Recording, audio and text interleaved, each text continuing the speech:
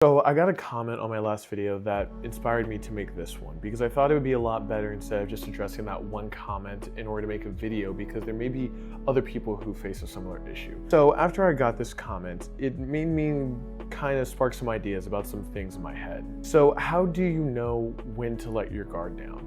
This is something that a lot of guys and a lot of girls who have been hurt, most of the times emotionally, commonly have to ask themselves, when are they ever going to be able to, really share vulnerability around a person?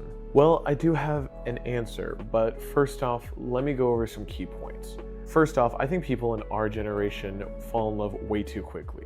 There's no more getting to know a person and thinking of their likes and their dislikes and all these sorts of things. It's literally just, they make me laugh, I like spending time around them, I immediately need to start planning a first date. And look, I get it. It can be super difficult to find a connection with anybody in this fucking crazy ass world. Finding someone that you want to have a conversation with, let alone hang out with and actually pursue something with, seems nearly impossible in some cases. So of course, when you do finally find someone who you're actually willing to hang out with, your immediate first thought may be to just let your guard down. Or you start thinking to yourself, let me start planning a date with this person. Even though they haven't even done that much to begin with, you're already thinking of all these sorts of scenarios. So the usual things happens. We let our guard down, and all of a sudden that person who had some maybe mild interest in us all of a sudden has no interest in us because we went a little bit too far. And we are right back to square one. So my first point is to stop entertaining everyone. Not every Hinge date needs to end in marriage.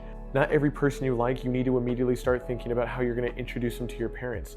And not every Tinder date needs to end with you thinking of the names for your children. Okay, I know that may be a little too far, but you get my point. I know there's some slight exaggeration, but at the same time, just because he or she may laugh at your jokes and is kind of cute does not mean you need to start romanticizing the moment in your head. Secondly, you need to find a person you actually want to date. Not just a person you like, not just a person who's nice, not just a person who's cute, but a person you actually want to develop a relationship with. It's going to take some self-awareness, but first off, actually examine your type. And no, I don't mean tall, short, blonde, brunette. I really mean examine the sorts of things you look for in a partner. Honestly, what would they be like? What would they be into? What kind of hobbies would they have? What kind of places would they hang around? What would be the type of friendships they would have? Because at the very least, you need to be able to paint yourself a picture. Now, does that mean when you come up with this list or picture in your head that the next person you try to date needs to be this 100%? No, not necessarily. But if you can find someone who matches it maybe 85%, then maybe this is a person you should talk to. But if there's someone who's nice and maybe a little charming, but they only match what you're thinking in your head 15%, this is probably not a person that you need to romantically pursue, and they can literally just be a friend, which there's also nothing wrong with. Thirdly, most importantly, you need to figure out what you're comfortable sharing. I think a lot of us, when we think to let our guards down, we seem to just think to ourselves, we're just gonna lay everything out. We're gonna tell this person, every thought that's in our head.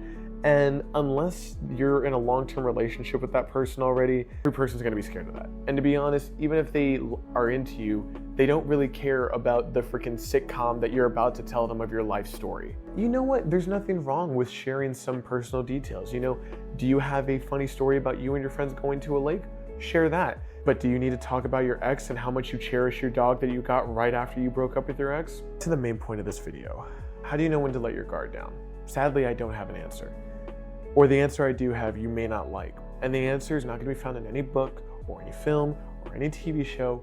You just have to be able to use common sense. Because the three things that I went into could be a great starting point for you. At the very least, it sets you up to go somewhere. You don't need to go into detail with the girl who smiled at you and gave you a playful push. You don't need to go into detail with the guy that may have looked across from the restaurant to you. But when you have finally found a person who genuinely takes interest into you and who genuinely cares for you, and vice versa, of course, you can begin to build a bridge for you and them to become closer. Thank you so much for watching to the end of this video. I don't know if you guys noticed, but I actually did just get a new mic, and I really hope that the sound just is a lot better on this video. But if you made it all the way through, that means you obviously like this channel, so make sure to scroll down right now, make sure to like, make sure to subscribe, make sure to turn on notifications. Click one of the videos as well that's going to be recommended for you, and I'll see y'all soon. Stay safe, stay smart, and start taking accountability today. Peace.